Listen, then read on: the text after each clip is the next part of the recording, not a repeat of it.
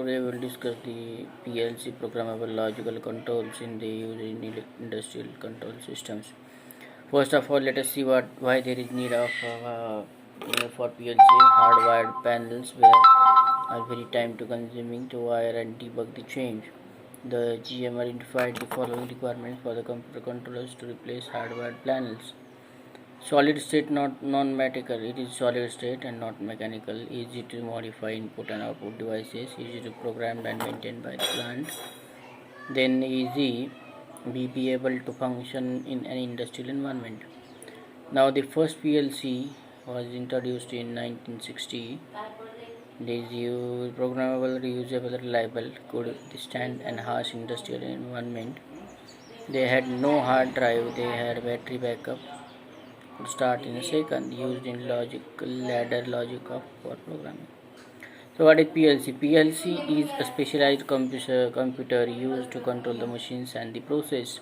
It is used programmable memory to store instructions and specific functions that include on-off control, timing, counting, sequencing, arithmetic, and data handling. Advantages of this PLC are nothing but faster, flexible, faster response, less simpler, solid state, modular design, and sophisticated instruction. These are the advantages of PLC. Now it eliminates much of the hard wiring that are associated with the conventional relay control circuit. Now advantages of PLCs are also there. This is the ladder diagram for the PLC. Okay. Now it is easier to create a change of a program in PLC than to write and rewrite a circuit. End users can modify the program in this PLC.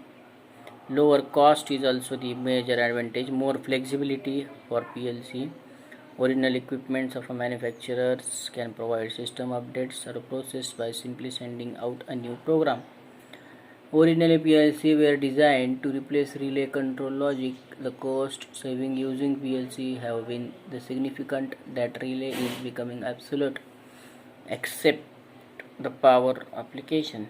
Now the PLC can communicate with the other controllers of the computer equipment.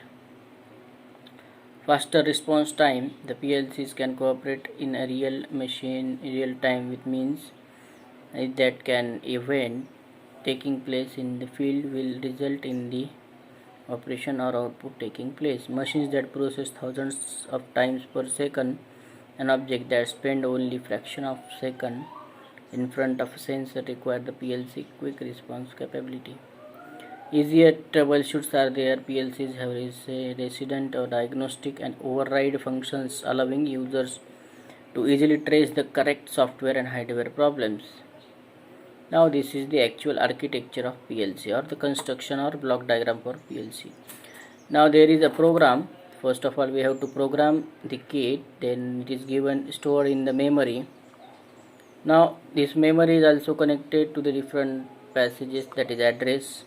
It consists of address. Second component is data, which is stored in that PLC, and the control, which we have to control the PLC through these different components or the circuit with the help of this control.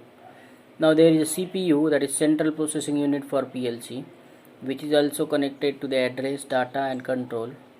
Again it is given to the input output of the world or real world or the working media. This is the structure of PLC is based on the same principle as those employed in the computer architecture. Now PLC systems are used. This is the power supply is used. Okay, there is a computer CPU.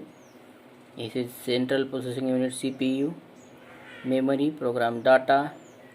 This is input module. This is output module. Red line shows the output load devices. Blue line shows the input sensing devices. That is the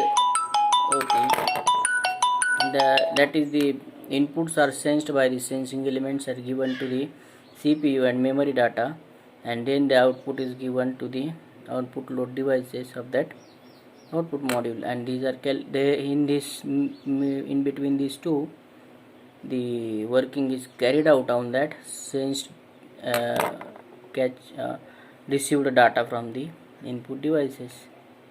So today we will discuss, in tomorrow lecture we will discuss the PLC architecture in detail and the different main components of the PLC. Thank you.